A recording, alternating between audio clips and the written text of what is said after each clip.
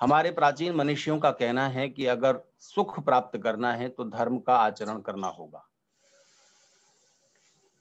अब से कई हजार साल पहले महर्षि वेदव्यास ने कहा था कि जिस धर्म का आचरण करने से सब प्रकार के अर्थ और काम की सिद्धि होती है, सब सुख प्राप्त होते हैं, उस धर्म का आचरण क्यों नहीं करते। ऊर्ध्व बाहुर्विरौम्येष नहि कश्चित् शृणोति माम धर्मादर्थश्च कामश्च सधर्मः किन्न सेव्यते। हमारी परंपरा में सुख का मूल धर्म है। आचार्य चाणक्य अपने अर्थशास्त्र का प्रारंभ अर्थ की व्यवस्था को केंद्र में रखकर करते हैं, लेकिन आधार बताते हैं सुख का मूल धर्म। कल मैं आपसे कह रहा था कि विकास को नापने का पैमाना चौड़ी सड़कें, बड़े बड़े शॉपिंग मॉल, बड़ी फैक्ट्रियां, औद्योगिक प्रगति, सैन्य शक्ति इत्यादि से नहीं नापा जाना चाहिए। अगर उस देश की प्रजा, उस देश में रहने वाले लोग सुखी नहीं हैं, तो सारा विकास अधूरा है और व्यर्थ है। उसका फिर कोई मतलब नहीं है। वो सिर्फ देखने के लिए है और अपने अहंकार को तृप्त करने के लिए है।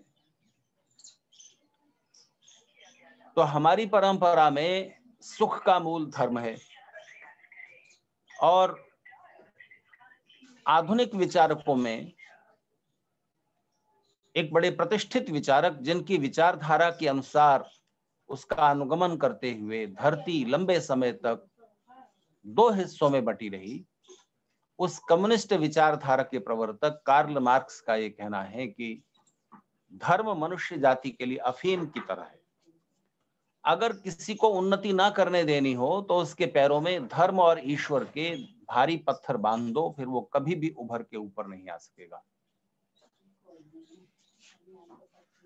तो एक तरफ ये धारणा है कि सुख का मूल धर्म है,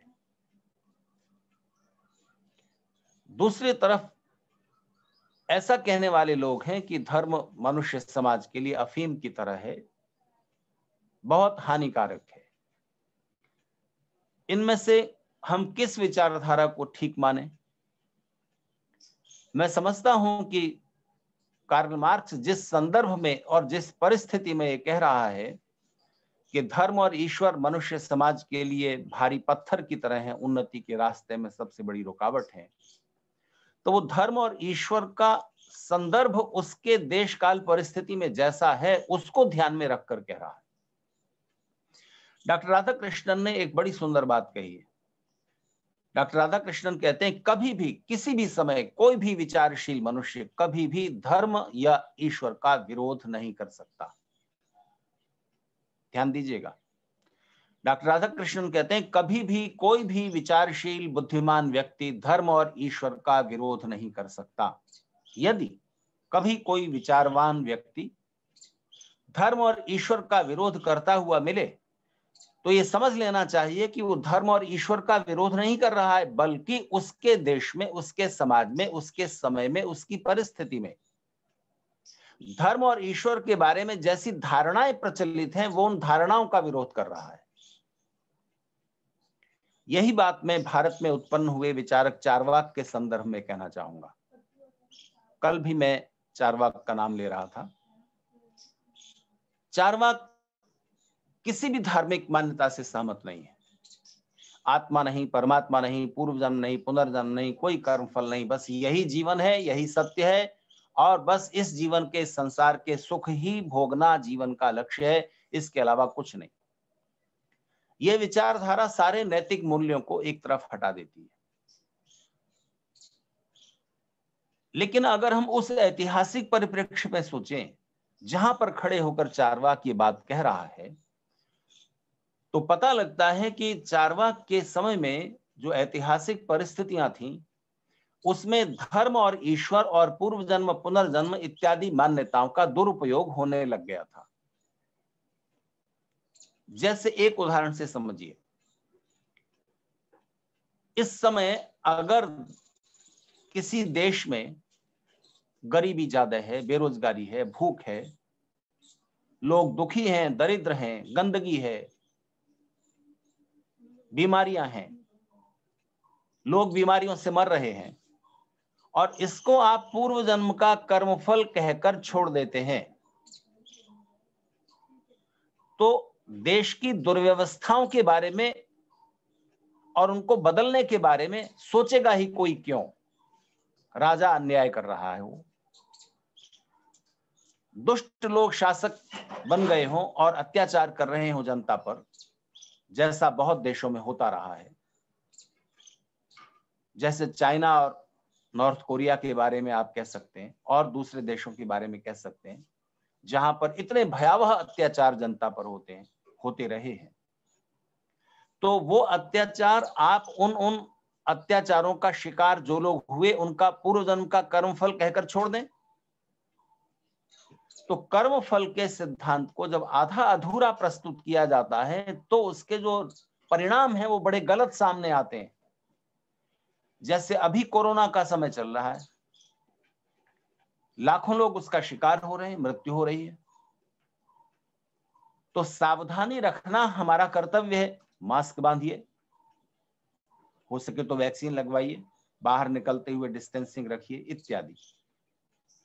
लेकिन अगर कोई ये कहे कि बीमारी और मौत तो भगवान के हाथ में है, अल्लाह के हाथ में है, दोनों मुस्लिम धर्मगुरु भी और हिंदू धर्मगुरु भी ये कहते पाए गए हैं आज के इस समय में भी, तो सोचिए चारवाक के समय में क्या रहा होगा, जब आप सारी चीजों को, अपने कर्तव्य को भी ईश्वर के मत्थे मढ़ दें, भाग्य के माथे मढ़ दें और कहें कि ये सब तो बस उसके अधीन है, मरना होगा तो मर जाएंगे। तो मैं कहता हूं कि आप आंख बंद करके कार चलाइए ना, जरा मोटरसाइकिल चलाइए ना आंख बंद करके, मौत होनी होगी तो होगी, अभी पता लग जाएगा।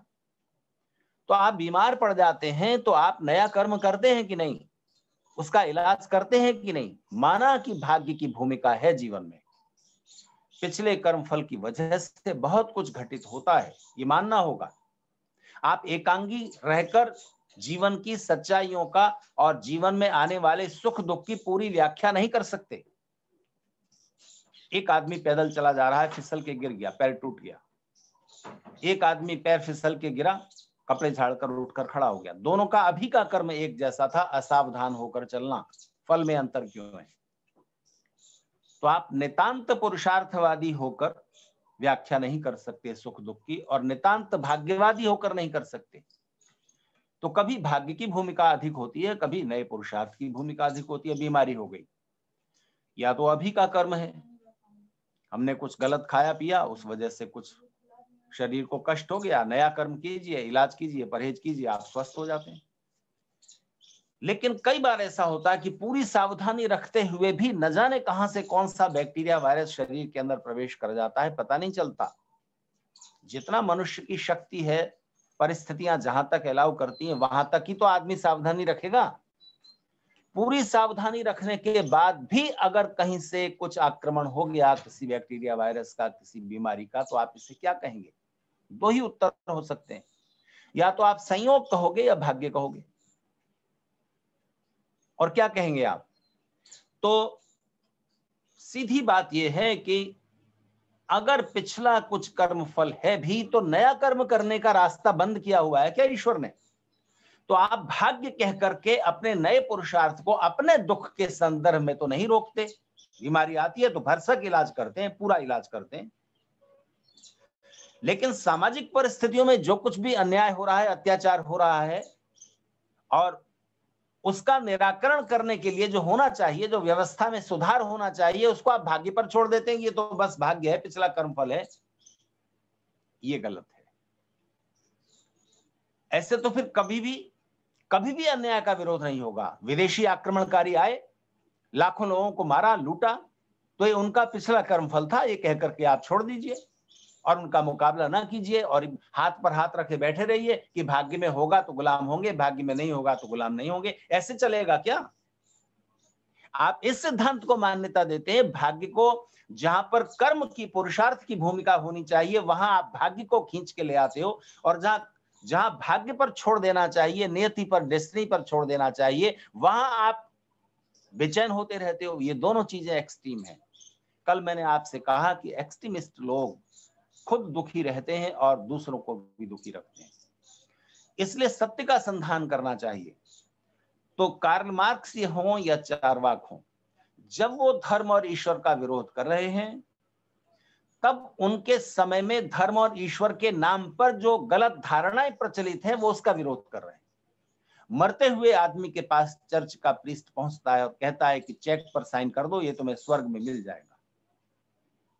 भूख से मर रही है जनता और जार के महल के बाहर जब वो आंदोलन करती है कि हमें रोटी चाहिए, तो रानी पूछती है कि इनको रोटी नहीं मिल रही, एक केक क्यों नहीं खा लेते? तो आप बताइए कि ऐसे लोगों का क्या किया जाए? तब कोई कार्ल मार्क्स जैसा व्यक्ति खड़ा होता है और कहता है कि अत्याचार है, ये गलत है। और धर्म और ईश्वर का नाम लेकर अत्याचारी लोग अपने अत्याचार या अपनी दुर्व्यवस्थाओं का बहाना ढूंढते हैं, उनका विरोध होता है, धर्म और ईश्वर का नहीं। इसलिए ध्यान दीजिए, धर्म का विरोध करना ऐसा ही है जैसे कि आप किसी नाली में बहते हुए गंदे पानी को देखकर ये कहें कि पानी बहुत गंदी चीज है। कार्ल मार्क्स हो या चार्वाक, जब धर्म का विरोध कर रहे हैं तो उनके विरोध को समझने के लिए ये उदाहरण बहुत अच्छा है, और ये उदाहरण पंडित बुद्धदेव जी विद्यालंकार ने दिया है। नाली में बहते हुए पानी को देखकर अगर कोई ये घोषणा करता है कि पानी बहुत खराब चीज है, बहुत गंदी चीज है, इसमें मच्छर पनपते हैं, इसमें दुर्गंध आती है, इससे बीमारियां फैलती हैं, इसलिए पानी को खत्म कर देना चाहिए, बीमारियों की जड़ पानी है,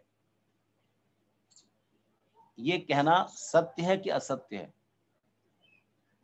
तो सीधी बात है कि उसने जिस पानी को देखा है वो पानी गंदा है, इसलिए उस गंदे पानी की वजह से बीमारियां हैं, उसकी वजह से बदबू है, उसकी वजह से मच्छर पनप रहे हैं, उसी जगह से दुख फैल रहा है।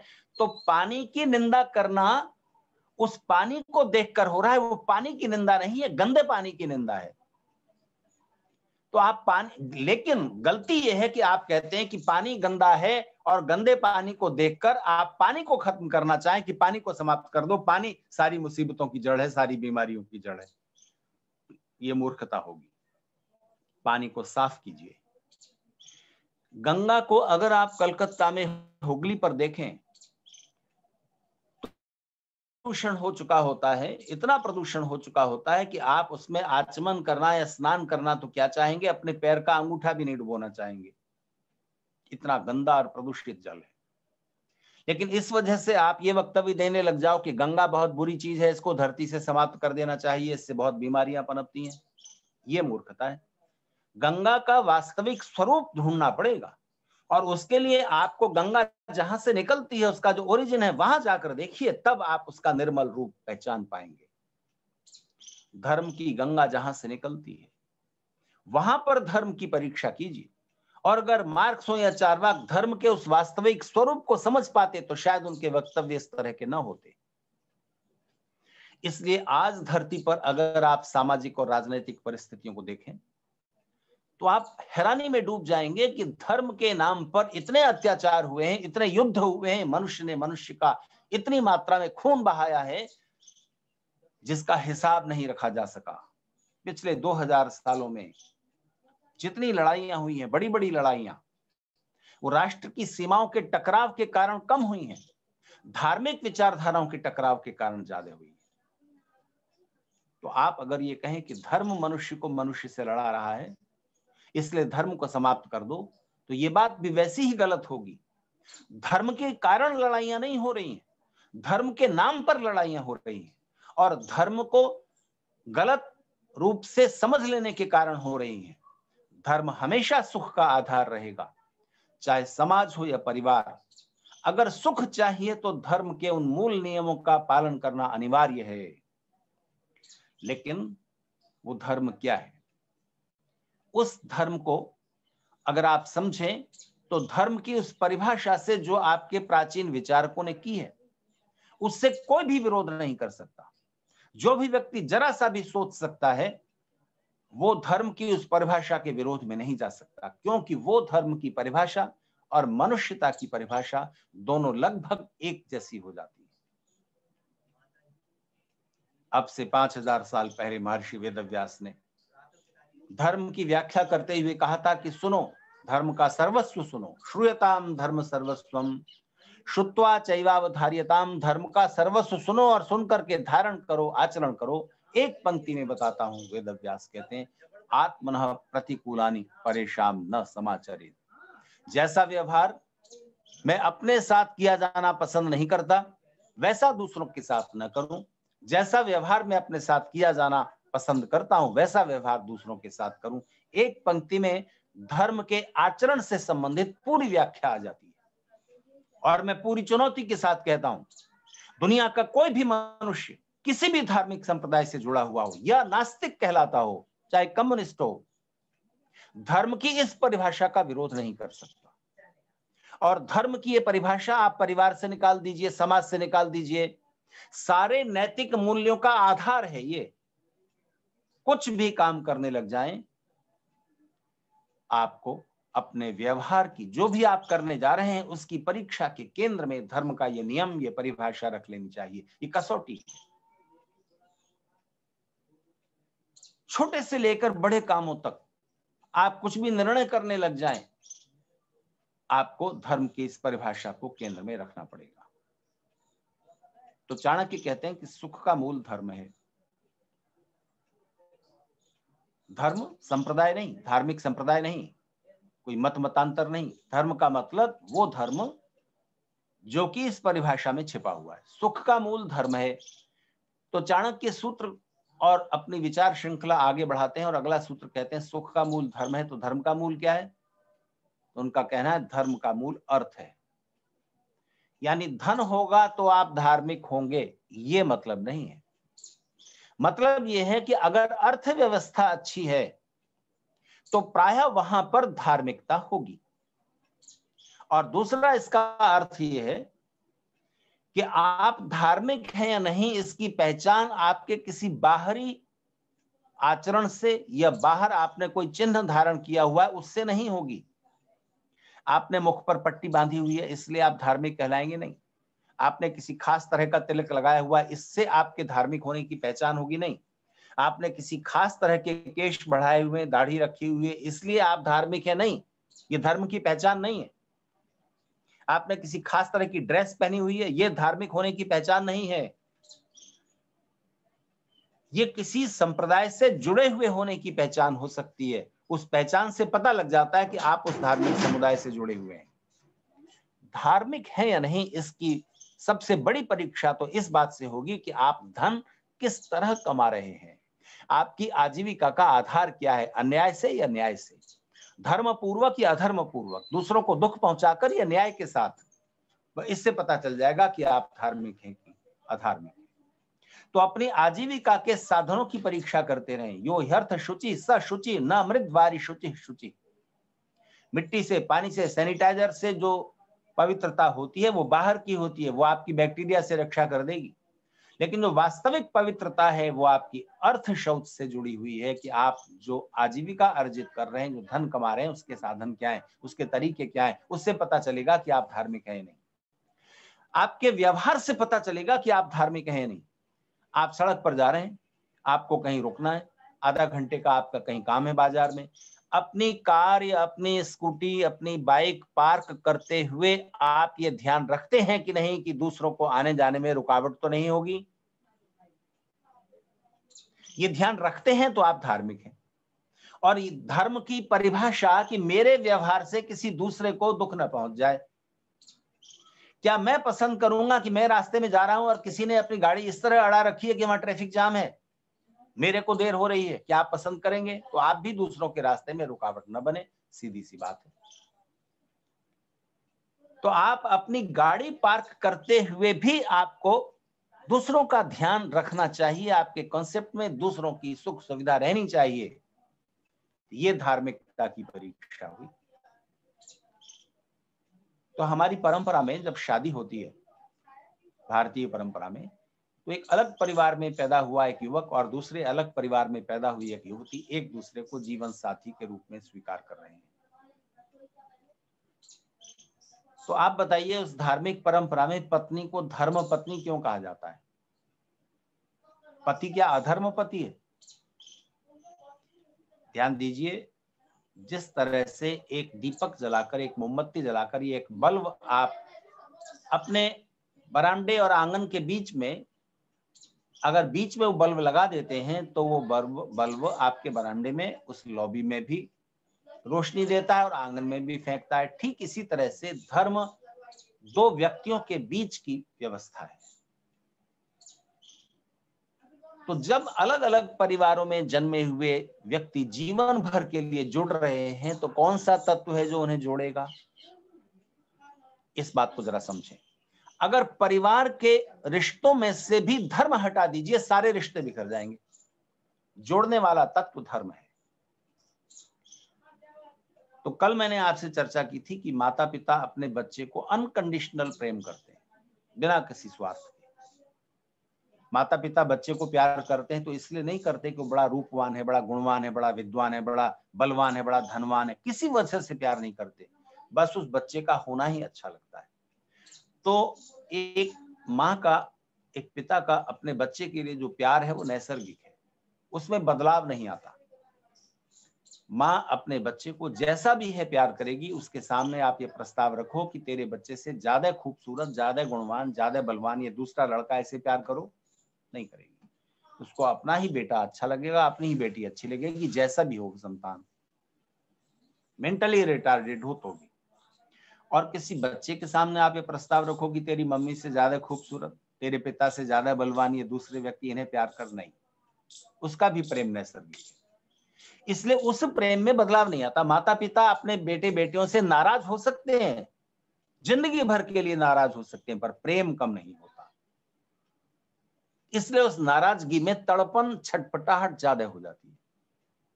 खैर, लेकिन एक युवक और युवती जब पति और पत्नी बनते हैं तो वहां तो नैसर्गिक प्रेम नहीं है।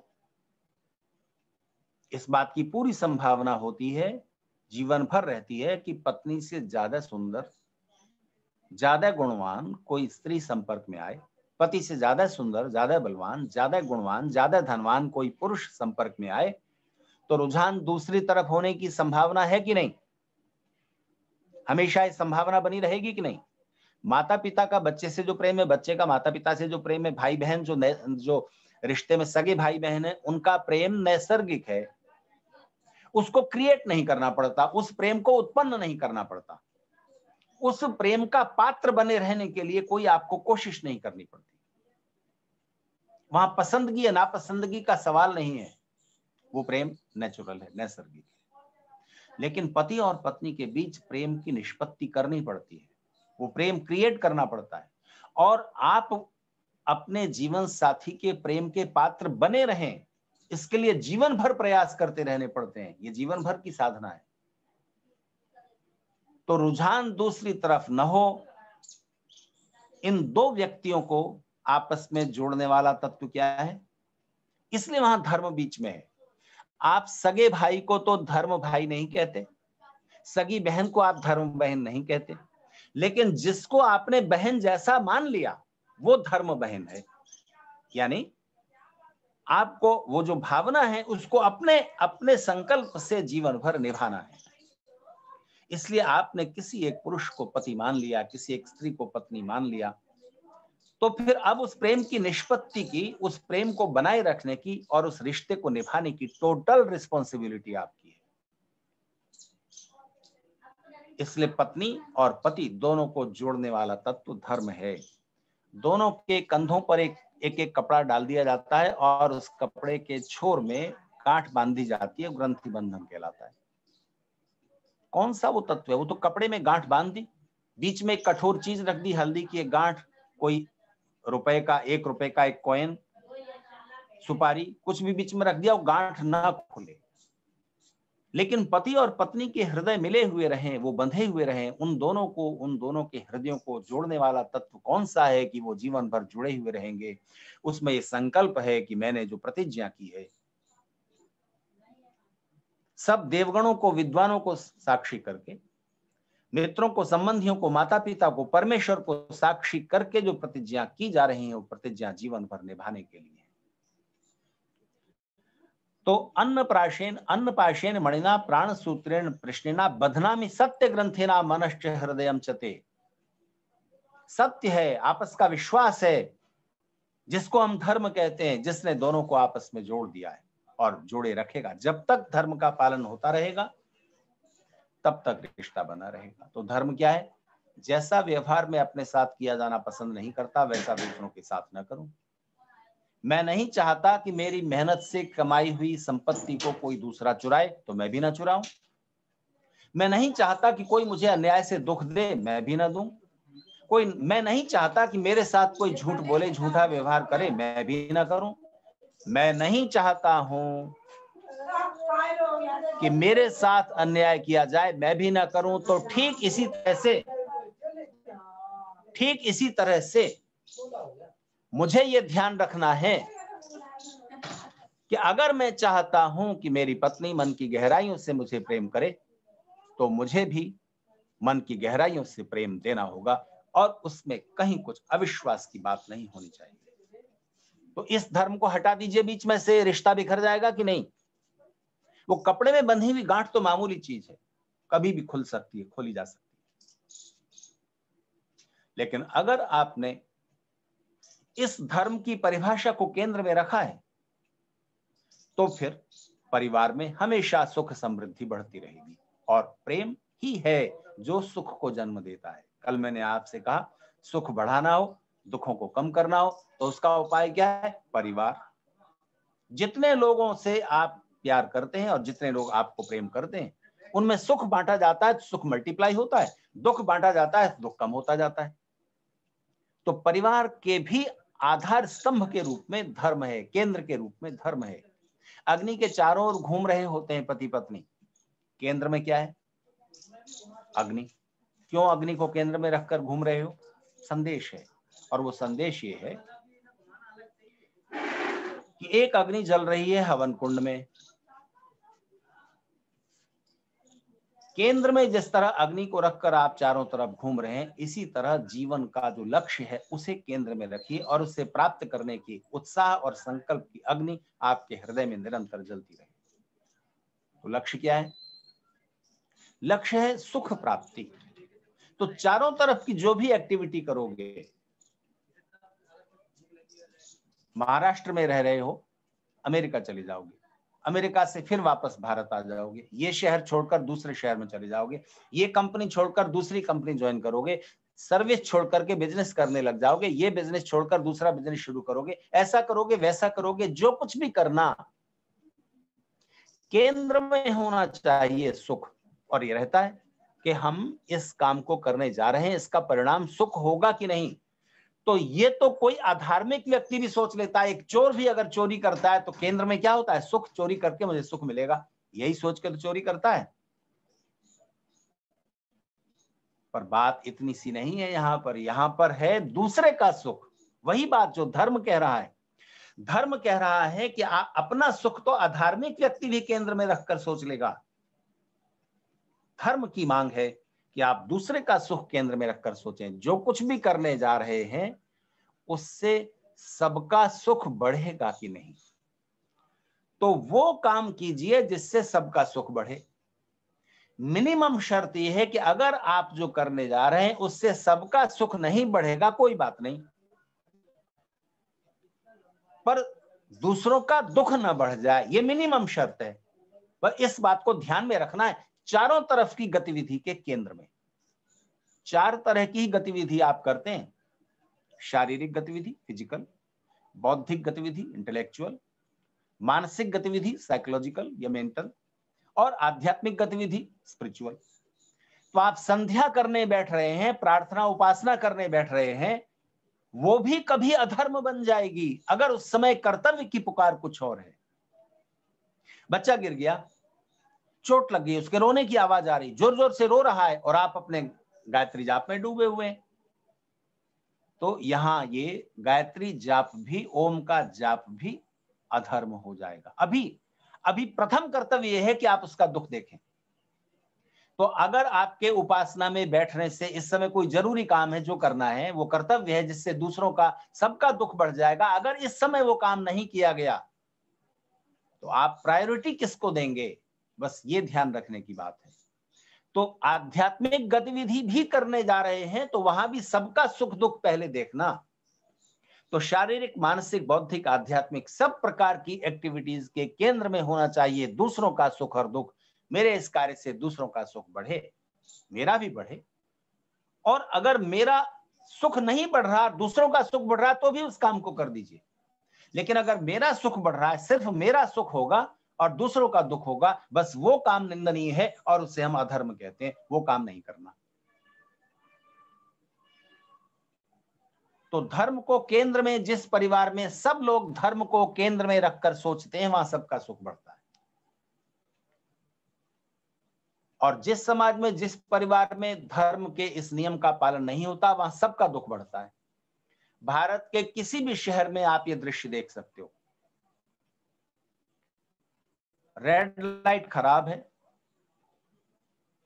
और पुलिस का आदमी वहां नहीं है, फिर वहां पर ट्रैफिक जाम होना ही होना है, क्योंकि सब मैं ही पहले निकल जाऊं। अपने ही सुख को केंद्र में रखकर सब जहां आचरण करते हैं, वहां पर दुर्व्यवस्था होती है, वहां सबका दुख बढ़ता है। क्यों? ये देश, हमारा देश भारत, इतनी समृद्धि के साधन रखने के बाद भी, इतनी संपदा, जमीन के ऊपर इतनी उपजाऊ जमीन और जमीन के अंदर इतनी खनिज संपदा जहां पर विद्यमान है, इतनी संपदा रखते हुए भी ये देश दुखी दरिद्र क्यों रहा? कारण वही, हम क्यों गुलाम हुए? कारण वही, अपना सुख। और ज्यादा अगर हमारा विचार जाएगा तो अपनी जाति का सुख, अपने समुदाय का सुख। हम एक भारतीय की तरह, हम एक बड़े समुदाय की तरह सोचने में असमर्थ हो गए हैं और इस अधार्मिकता ने ही हमारे दुख के बीज बोए। तो चाहे राष्ट्र हो, चाहे समाज हो, चाहे परिवार हो, सब सुख के साधन होते हुए भी वहां हमेशा दुख बना रहेगा जहां धर्म के इस नियम का पालन नहीं हो रहा। उन पति पत्नी में प्रेम नहीं हो सकता जहां सब अपने सुख का ही ध्यान रखते हैं, जहां दोनों अपने सुख को पहले रखते हैं। प्रेम का तो मतलब ये है कि आप दूसरे के सुख को पहले रखते हैं। अब से कई हजार साल पहले महर्षि याज्ञवल्क्य ने अपनी पत्नी मैत्रेयी को संबोधित करते हुए कुछ वाक्य कहे थे। उन्होंने कहा था, नवा अरे पत्युः कामाय पतिः प्रियो भवति, आत्मनस्तु कामाय पतिः प्रियो भवति। नवा अरे पत्न्याः कामाय पत्नी प्रिया भवति, आत्मनस्तु कामाय पत्नी प्रिया भवति। नवा अरे मित्राणाम कामाय मित्राणि प्रियाणि भवन्ति, आत्मनस्तु कामाय मित्राणि प्रियाणि भवन्ति। मैत्रेयी सुनो, इस जगत में अगर पति पत्नी को प्यार करता है तो पत्नी के लिए नहीं, अपने लिए करता है। पत्नी अगर पति को प्यार करती है तो पति के लिए नहीं, अपने लिए करती है। पुत्र, संतान, पुत्रियां, मित्र, पुत्र पुत्री या मित्रों के लिए प्रिय नहीं होते, अपने लिए प्रिय होते हैं। इससे क्या अर्थ निकलता है कि सब रिश्तों के केंद्र में स्वार्थ है। हम प्रेम इसलिए करते हैं कि प्रेम हमें सुख देता है। कोई व्यक्ति हमें सुख दे रहा है इसलिए हम उससे प्रेम करते हैं। प्रेम भी इसलिए करते हैं कि प्रेम हमें अच्छा लगता है। तो स्वार्थ ही इस जगत के केंद्र में है। आपको ऐसा लगता है याज्ञवल्क्य के इस कथन से? और आगे की बात सुनिए। ऋषियों का कहना है कि जब आप सत्य को आधे रूप में ले लेते हैं, आधी बात समझ लेते हैं और आधी छोड़ देते हैं, तो आधा सत्य झूठ से ज्यादा भयंकर हो जाता है। तो ऊपर से देखने पर ऐसा लगता है कि पत्नी को भी पति प्रेम करता है तो अपने लिए करता है, क्योंकि प्रेम उसे अच्छा लग रहा है। पत्नी भी पति को पति के लिए प्रेम नहीं करती, अपने लिए करती है। माता पिता बच्चों को बच्चों के लिए प्यार नहीं करते, अपने लिए करते हैं। बच्चे हमें अच्छे लगते हैं, खुद को अच्छे लगते हैं, इसलिए प्यार करते हैं। पर ये आधा सत्य है। जीवन के इस सत्य को पूर्ण कीजिए और जीवन की दूसरी सच्चाई को समझिए। पता लगाइए आप किसी को कितना प्यार करते हैं। आप ये तो जानना चाहते होंगे ना कि आपकी पत्नी आपको कितना प्यार करती है, या आप पत्नी को कितना प्यार करते हैं, आप अपने बच्चों को कितना प्यार करते हैं, कोई मित्र आपको कितना प्यार करता है, आप किसी मित्र को कितना प्यार करते हैं, कैसे पता लगेगा? तो ऋषियों की व्यवस्था जानिए। वो कहते हैं बस एक बात से पता लगेगा, एक ही नापने का यंत्र है, एक ही मेजरमेंट है। पता लगाइए आप किसी के लिए अब किस सीमा तक अपना स्वार्थ छोड़ सकते हैं। आप किसी को सुख पहुंचाने के लिए किस सीमा तक दुख उठाने को तैयार है, कष्ट उठाने को तैयार है, तकलीफ उठाने को तैयार है। आप किसी के लिए किस सीमा तक त्याग कर सकते हैं अपने सुख का, अपने स्वार्थ का, उसी सीमा तक आप किसी को प्यार करते हैं। अगर आप किसी को 500 रुपए की सहायता करते हैं तो आप उसको 500 रुपए की सीमा तक प्रेम करते हैं। अगर आप किसी के लिए अपनी सारी संपत्ति छोड़ सकते हैं तो आप उस व्यक्ति को अपनी सारी संपदा से ज्यादा प्यार करते हैं। अगर आप किसी के लिए वक्त पड़ने पर, मित्र हो या पत्नी हो या बच्चा हो, आप उसके लिए जरूरत पड़ने पर प्राण छोड़ने के लिए तैयार हो जाएंगे तो आप उसे प्राणों से भी ज्यादा प्यार करते हैं। पत्नी को आप इतना प्रेम करते हैं, करते होंगे, आप जानिए। पति को आप इतना प्यार करती हैं, आप पता लगाइए, अंतर मन में उतरिए, स्वयं पता लग जाएगा और अपने व्यवहार से प्रमाणित हो जाता है। दूसरा आपके लिए किस सीमा तक सुख छोड़ सका, पता लग जाता है कि नहीं। किस हद तक वो जा सकता है आपको सुख पहुंचाने के लिए, या आपको सुख पहुंचाने के लिए तकलीफ उठाने के लिए कहां तक तैयार हो जा सकता है। रात थी, सर्दी की रात थी, तूफान आ रहा था, बारिश हो रही थी, और ऐसे बारिश और तूफान के समय में एक आदमी दही लेने के लिए, 100 ग्राम दही लेने के लिए दुकान पर आया। संयोग से दुकान खुली हुई थी। तो उस दुकानदार को हैरानी हुई कि इस तूफान में, इस खराब मौसम में तुम 100 ग्राम दही खरीदने के लिए आई हो। तो दुकानदार ने पूछा, क्या आपकी पत्नी ने आपको दही लेने के लिए भेजा इस खराब मौसम में?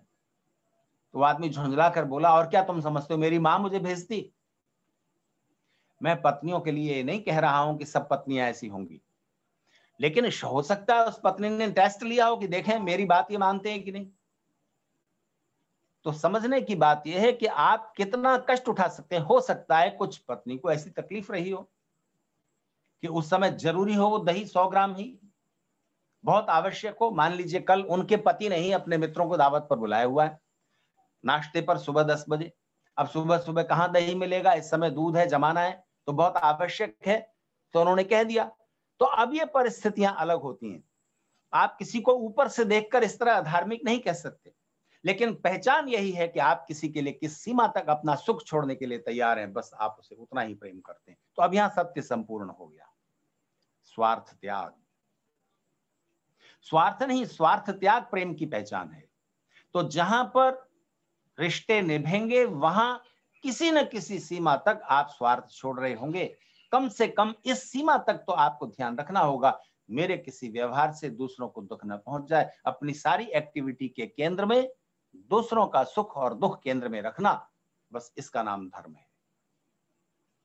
जब भी आप जीवन का कोई निर्णय लेने लगे, कोई बड़ा निर्णय लेने लगे, तो प्रायः लोग जब निर्णय लेते हैं तो बहुत सोच विचार करते हैं। मान लीजिए आप मकान खरीद रहे हैं, नया मकान खरीद रहे हैं, तो मकान खरीदते हुए निर्णय लेना है कि इस मकान को खरीदें नहीं खरीदें, तो आप लाभ हानि देखते हैं। ये मकान जो हम बेचेंगे, जिसमें हम रह रहे हैं, ये कितने में बिकेगा, वो कितने में, वहां की लोकेशन क्या है, ज्यादा उससे सुख मिलेगा कि नहीं मिलेगा, इत्यादि आप विचार करते हैं कि नहीं। तो प्रायः सांसारिक निर्णय लेने में लाभ और हानि को केंद्र में रखा जाता है। केंद्र में क्या रखकर निर्णय लिया जाता है? लाभ और हानि। इस व्यवहार को करने से फायदा होगा या नुकसान। कोई व्यक्ति अहंकारी स्वभाव का होता है तो वो नया मकान इसलिए नहीं खरीदता, बड़ा मकान इसलिए नहीं खरीदता कि उसको जरूरत है, इसलिए खरीद रहा है कि दूसरों को दिखाना है। वो जो पड़ोसी बड़ा अहंकार में भर रहा है नया बड़ा मकान बना करके, तो मैं भी बड़ा मकान खरीद करके उसके बराबर अपने को महसूस कराऊं। तो कई लोग जय और पराजय को, हार और जीत को केंद्र में रखकर निर्णय लेते हैं, पर निर्णय गलत हो जाएंगे। खास तौर से रिश्तों के संदर्भ में जब भी आप कोई व्यवहार करने लग जाएं, तब धर्म को केंद्र में रखना, हानि लाभ भी केंद्र में रखना, पर धर्म पहले, हानि लाभ बाद में। इसलिए जब अर्जुन भगवान श्री कृष्ण से ये कहते हैं कि इतने लोगों को मारकर, अपने भाइयों को मारकर, अपने आचार्यों पर हथियार उठा, भीष्म पितामह को मारकर अगर मुझे राज्य मिलेगा तो उस राज्य का क्या लाभ है? इस युद्ध से विरत हो जाना अच्छा है। भीख मांगकर खा लेंगे, जीवन बिता लेंगे, लेकिन इस तरह अपने ही लोगों को मारकर राज्य मिला तो उससे क्या लाभ। वहीं पर भगवान श्री कृष्ण सावधान करते हैं, अगर अपने लाभ के लिए तुम लड़ रहे हो या अपने अहंकार के लिए, अपनी विजय, अपने मैं बड़ा धनुर्धर हूं, मैं बड़ा योद्धा हूं, ये दिखाने के लिए लड़ना चाहते हो, तब तुम्हें पाप लगेगा, अभी इस युद्ध से हट जाओ। लेकिन अगर कर्तव्य केंद्र में है, अगर तुम्हारा धर्म है कि तुम क्षत्रिय हो, तुम्हारा धर्म है, तुम्हारा कर्तव्य है इस समय का कि अगर अन्याय हो रहा है, प्रजा पर अत्याचार हो रहा है और उसके संवाहक कौरव हैं, तो उनके समर्थन में खड़े हुए जो भी लोग हैं वो इस समय ना तुम्हारे भाई हैं, ना तुम्हारे आचार्य हैं, ना तुम्हारे दादा हैं। इस समय केवल वो अन्यायी क्षत्रिय हैं और उनको समाप्त करना, अन्याय और अत्याचार की समाप्ति करना तुम्हारा एकमात्र धर्म है। तो केंद्र में धर्म रखिए। जब भी कोई बड़ा निर्णय लेना हो, हार और जीत नहीं, अहंकार नहीं, लाभ और हानि नहीं, रखिए। ये सांसारिक व्यवहार में कई बार जरूरी हो जाएंगे, लेकिन उन्हें दूसरे तीसरे नंबर पर रखना। सबसे पहली मुख्य चीज विचार करने की होती है, इस कार्य को करने के केंद्र में धर्म है कि नहीं। तो धर्म की परिभाषा को जब मनुष्य समाज समझ लेगा, तब इस दुनिया के दुख दूर होंगे। धर्म का मूल सुख है। इस समय धरती पर जो भी युद्ध है, जो भी धार्मिक विचारधाराओं के टकराव के कारण इस समय धरती पर लड़ाइयां छिड़ी हुई है। कई जगह इस समय लगातार युद्ध छिड़ा हुआ है, समाप्त होने में नहीं आ रहा। 400 साल तक मनुष्य लड़ता रहा और उसको क्रूसेड का नाम दिया गया। और वो लड़ाई ईसाई और मुसलमानों के बीच थी। कभी ईसाई सेनाएं लड़ाई में मुसलमानों को धकेलती हुई तुर्की तक आ जाती थी, कभी मुस्लिम सेनाएं ईसाइयों को पराजित करती हुई स्पेन तक जा पहुंचती थी। ये सिलसिला 400 साल तक चलता रहा और इसे धर्म युद्ध कहा गया, क्रूसेड। ये धर्म युद्ध नहीं था, ये दो संप्रदायों के बीच चलने वाली लड़ाई थी। 400 साल तक लड़ी, लाखों करोड़ों लोगों का खून बहा। पहला और दूसरा विश्व युद्ध जो लड़ा गया अभी 19वीं शताब्दी में, 20वीं शताब्दी और 19वीं शताब्दी के मध्य के समय में, वो युद्ध बड़े बड़े राष्ट्रों के आपस के स्वार्थों का टकराव था। राष्ट्र की सीमाओं के टकराव थे और स्वार्थों के टकराव थे उस युद्ध के पीछे। लेकिन अब जो तीसरा विश्व युद्ध अगर हुआ तो उसके पीछे धार्मिक विचारधाराओं का टकराव कारण बनेगा। एक अमेरिकन विद्वान सैमुअल हंटिंगटन ने यह बात प्रतिपादित की कि अभी तीसरे विश्व युद्ध को जो टाला जा सक रहा है उसका कारण हिंदू समुदाय है, क्योंकि ईसाई देशों के बीच मुस्लिम धर्म प्रचारक इस्लाम का प्रचार नहीं कर सकते, बैन है, प्रतिबंध है। और ईसाई पादरी मुस्लिम देशों में जाकर ईसाईयत का प्रचार नहीं कर सकते। और ईसाई और मुस्लिम देशों में कम्युनिस्ट व्यवस्था लागू नहीं की जा सकती, कम्युनिज्म का प्रचार नहीं किया जा सकता, कम्युनिस्ट पार्टी को वहां जगह नहीं। और कम्युनिस्ट देशों में ना ईसाई जा सकते हैं ना मुसलमान। चाइना में जाकर करो ना धर्म परिवर्तन, बनाओ जाकर वहां ईसाई। तो कम्युनिस्ट, ईसाई और मुसलमान, इन तीनों के लिए इस समय एक ही लीला भूमि बची हुई है और उसका नाम है हिंदुस्तान, भारत। और जिस दिन हिंदू मिटेगा, यहां भी वो मुसलमानों को ईसाई नहीं बना सकते। आज तक आप उदाहरण बता दो कि ईसाई धर्म प्रचारकों ने मुसलमानों को ईसाई बना लिया हो भारत में, या मुसलमानों ने ईसाइयों को जाकर केरल में मुसलमान बना लिया हो। केरल में मुसलमान भी ईसाई भी, लेकिन मुसलमान ईसाई बन गया हो, ईसाई मुसलमान ऐसा नहीं, बस हिंदू ही परिवर्तित होते हैं। और हिंदू इन ईसाई मुसलमानों को या दूसरे समुदाय के लोगों को अपने समुदाय में दीक्षित कर सके, इसमें वो असमर्थ है, लाचार है, क्योंकि उसकी जाति व्यवस्था इसमें रुकावट है। अगर एक मुसलमान या ईसाई हिंदू विचारधारा से प्रभावित होकर हिंदू बनना चाहे तो क्या बनेगा? ब्राह्मण हो सकता है? नहीं। ठाकुर हो सकता है? नहीं। बनिया हो सकता है? नहीं। मराठा हो सकता है कि नहीं? यादव हो सकता है? नहीं। क्या हो सकता है? वो जाट हो सकता है? गुजर हो सकता है? कुछ नहीं हो सकता। तो हिंदू समाज तो जातियों में बटा हुआ है। तमिलनाडु की जातियां अलग, नाम अलग हैं, बाकी वही जातियों के समुदाय हैं।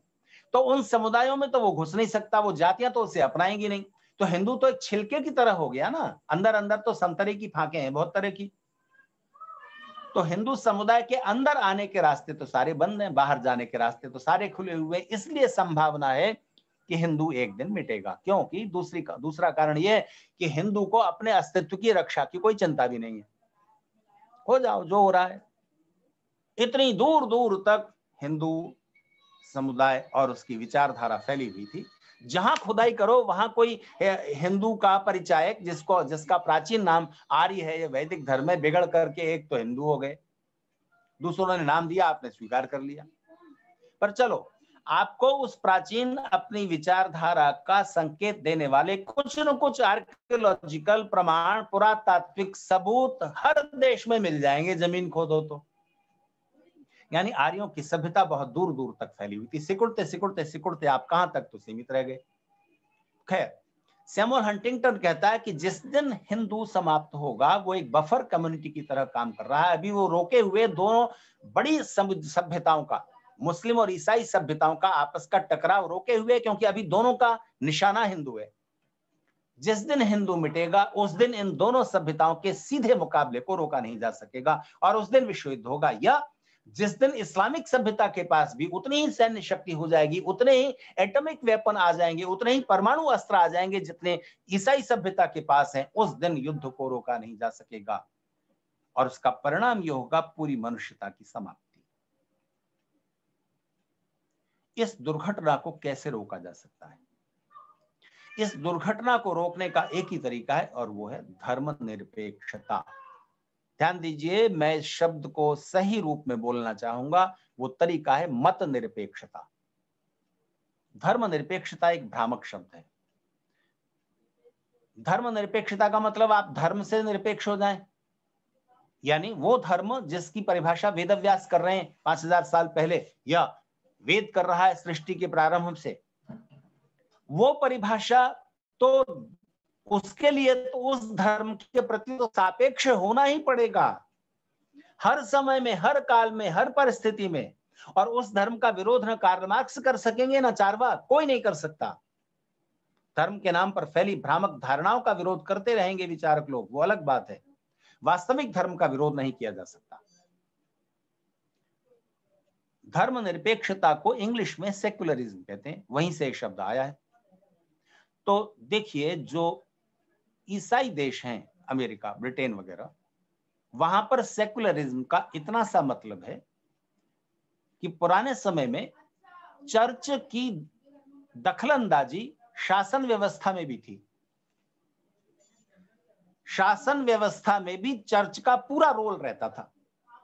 चर्च की हिदायत के बिना ना कोई नया कानून बनता था, ना कोई व्यवस्था होती थी। चर्च का हस्तक्षेप हर जगह था। बहुत तंग आकर के उन लोगों ने सेक्युलरिज्म अपनाया और उनकी सेक्युलरिज्म की सीमा और उसका मीनिंग सिर्फ इतना है कि शासन अलग रहेगा, चर्च अलग रहेगा। आप लोगों को प्रार्थना कराओ, धार्मिक विधियां कराओ, धर्मोपदेश देते रहो। चर्च को चर्च तक सीमित रहना चाहिए। शासन व्यवस्था के काम में चर्च की दखलंदाजी खत्म आज से। बस उनके लिए सेक्युलरिज्म का मतलब इतना ही है। क्या आपको लगता है कि अमेरिका में कभी कोई हिंदू वहां का राष्ट्रपति हो सकता है या हो सकेगा? ब्रिटेन में हो सकेगा? थोड़े बहुत पद दिखाने के लिए दे दिए जाएंगे लोकतंत्र के लिए, जैसे अभी कमला हैरिस को बनाया है। ध्यान दीजिए, वो कमला हैरिस तो चुनाव जीतने के लिए, क्योंकि भारतीयों के भी वोट चाहिए, इसलिए वो कमला हैरिस बनी है। अपनी भारतीय मूल की पहचान को उन्होंने याद दिलाया है, वरना वो कैमिला लिखती थी। कमला तो आपके लिए हुई है। तो उनका सेकुलरिज्म बहुत संकुचित है, बहुत सीमित है। भारत में सेकुलरिज्म लागू किया गया और भारतीय संविधान में 42वें संशोधन के द्वारा इंदिरा गांधी ने सेकुलरिज्म शब्द को घुसाया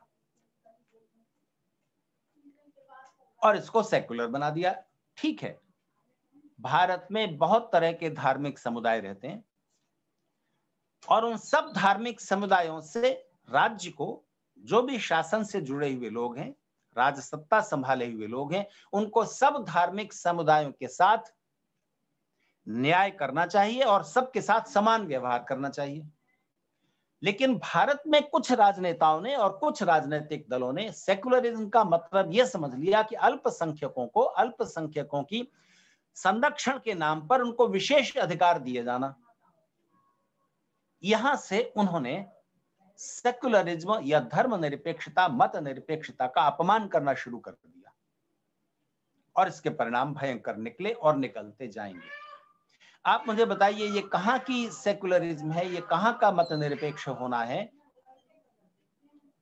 कि अल्पसंख्यक होने के नाम पर आप सरकार से ग्रांट लेंगे अपने विद्यालय के लिए, अपने स्कूल के लिए, और अपना धर्म, अपने धार्मिक समुदाय की आप पूरी शिक्षा देंगे, और आप ये रिजर्वेशन भी रखेंगे कि आपके यहाँ अध्यापक जो है मुसलमान ही होगा या ईसाई ही होगा।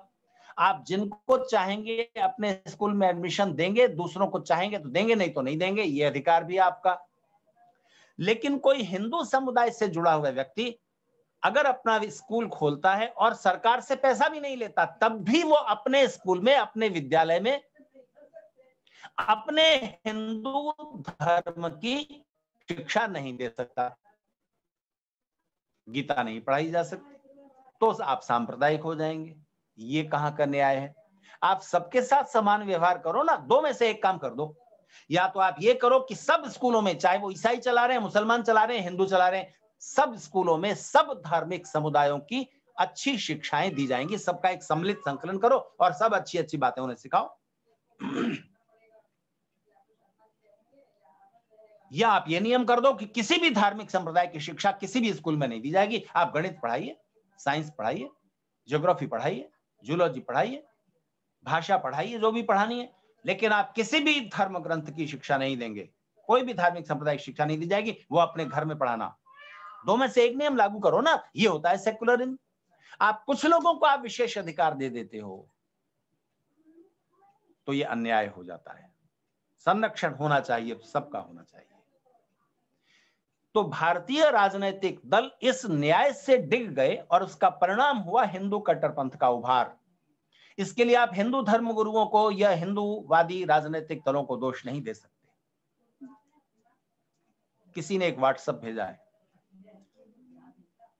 और उसने लिखा है कि भाजपा को कम से कम इस बात का क्रेडिट तो दिया जाना चाहिए कि दूसरे राजनीतिक दलों को यह याद आ गया कि इस देश में हिंदू भी रहते हैं। हद है। यह स्थिति क्यों आई? यह स्थिति इसीलिए तो आई ना कि सेक्युलरिज्म की मान्यता का दुरुपयोग हो रहा था। तो आपको ध्यान रखना चाहिए कि इस धरती पर एक ही सच्चा मत निरपेक्ष व्यक्ति हुआ है 19वीं शताब्दी में। जब ये धार्मिक संप्रदाय नहीं थे तब तो बात ही समाप्त। लेकिन जब बहुत तरह के मत मतांतरों का उदय हो गया और अलग अलग धार्मिक संप्रदायों में विरोध शुरू हुआ और फिर युद्ध शुरू हुआ, पिछले 2000 साल के इतिहास में आपस में मनुष्य ने जो लड़ाइयां लड़ी हैं, मैंने आपसे कहा राष्ट्र की सीमाओं के टकराव के कारण कम हुई है, धार्मिक विचारधाराओं के टकराव के कारण ज्यादा हुई। तो एक अकेले मत निरपेक्ष व्यक्ति महर्षि दयानंद सरस्वती ने, जो सत्य की स्थापना करने में सबसे गहरी दिलचस्पी रखते हैं। और ध्यान दीजिए, कल मैंने आपसे कहा था सत्य को और असत्य को अगर अलग अलग करना हो, सत्य और असत्य का निर्णय करना हो, तो आपको पूर्वाग्रहों से मुक्त होकर विचार करना होता है, बिना प्रेजुडिस हुए, मत निरपेक्ष हुए बिना आप सत्य और असत्य की पहचान कर ही नहीं सकते। आप जो पहले से मानते आए हैं उसे मत कहा जाता है। मत माने आप जो मानते हैं। तो आप जो मानते हैं, अगर आप उसी को सत्य मानते रहेंगे तो आप कभी सत्य तक पहुंचेंगे ही नहीं। आपको निर्णय करना है कि क्या सत्य और क्या असत्य है, तो आपको अपने मत पर आग्रह छोड़ना पड़ेगा, मत निरपेक्ष होना पड़ेगा, तब आप सोचना शुरू करेंगे तो सत्य क्या है, असत्य क्या है, इसका निर्णय होगा। नहीं तो सभी अपना अपना मत जिद के साथ मानते रहेंगे तो उनमें लड़ाई शुरू होगी, विरोध शुरू होगा। तो क्या सत्य है, क्या असत्य है, इसको मत निरपेक्ष होकर पहले निर्णय तो करिए। तो महर्षि दयानंद सरस्वती ने अपने समय में 2 बार, एक बार नहीं 2 बार इस बात के लिए आग्रह किया कि सारे धार्मिक समुदायों के नेता, धर्मगुरु अपना अपना मत छोड़ करके, अपना अपना मताग्रह, दुराग्रह, पूर्वाग्रह, जिद, हट छोड़ करके विचार करें कि क्या सत्य है, क्या असत्य है। और अगर पूर्वाग्रह छोड़कर विचार करेंगे तो निर्णय हो जाएगा कि क्या सत्य है और क्या असत्य है। और उसका एक सरल उपाय ऋषि बताते हैं, एक सरल उपाय। वो कहते हैं कि सभी धार्मिक संप्रदायों के ग्रंथों में जो सर्वतंत्र सिद्धांत है, ये ऋषि दयानंद का शब्द है, बड़ा पवित्र शब्द है। वो कहते हैं जो सर्वतंत्र सिद्धांत हैं, यानी जिनको सारे धर्मगुरु जिन सिद्धांतों को मानने के लिए एक मत हैं, उनको धर्म मान लो। क्योंकि सब धर्म ग्रंथों में अगर आप ठीक से अध्ययन करें तो 60% बातें, लगभग 60% बातें एक जैसी निकलेंगी। तो उन कॉमन बातों को, जिनमें सब सहमत हैं, उनको आप धर्म के रूप में स्वीकार कर लीजिए, और जिन बातों में मतभेद है उन बातों पर दुराग्रह छोड़ करके, अपनी जिद छोड़ करके कि मैं इसी को सत्य मानता हूं और इसी को सत्य मानूंगा और मानता रहूंगा और मनवाने की कोशिश करूंगा, ये जिद छोड़ करके सत्य और असत्य का निर्णय कर लीजिए। अगर वो निर्णय कभी भी ना हो तो भी विद्वान लोग आपस में विचार करते रहें, कभी भी निर्णय ना हो कोई बात नहीं, लेकिन वो जनता को क्यों बांटते हैं? जिन बातों पर निर्णय नहीं हो सकता उन बातों को लेकर के आप क्यों लड़ते हो और क्यों जनता को लड़ाते हो? आप मुझे बताइए, इससे ज्यादा पवित्र इच्छा और क्या हो सकती है? और मैं आपसे आज बलपूर्वक ये घोषणा करता हूं कि ऋषि दयानंद के इस आमंत्रण को स्वीकार किए बिना मनुष्यता के त्राण का कोई उपाय नहीं है। कभी मनुष्यता के बड़े बड़े नेताओं को, चाहे वो बड़े राजनेता हैं या धार्मिक नेता है, उनको सोचना पड़ेगा। कम से कम इतनी ही बात मान लो, इतनी ही बात मान लो कि चलो मैं जो मानता हूं वो मैं मानता रहता हूं, तुम जो मानते हो तुम मानते रहो। सब अपने अपने दायरे में अपनी अपनी धार्मिक मान्यताओं को मानने न मानने से दूसरे पर फर्क नहीं पड़ता। आप अगर ईश्वर को निराकार मानते हैं, दूसरा साकार मानता है, चल भाई तू तो अपनी मान्यता मान, हम अपना आपस में विचार विनिमय करते रहेंगे, विचार विमर्श करते रहेंगे कि ईश्वर साकार है या निराकार, लेकिन इस मुद्दे को लेकर के हम लड़े क्यों और जनता को क्यों बांटे? यहां तक भी ठीक है, लेकिन बात तब बुरी शुरू होती है जब कोई समुदाय ये कहता है कि हम जो मानते हैं वही अंतिम सत्य है और हम सारी दुनिया को अपना सत्य मनवा कर छोड़ेंगे और जो नहीं मानेगा हम उसे मार डालेंगे।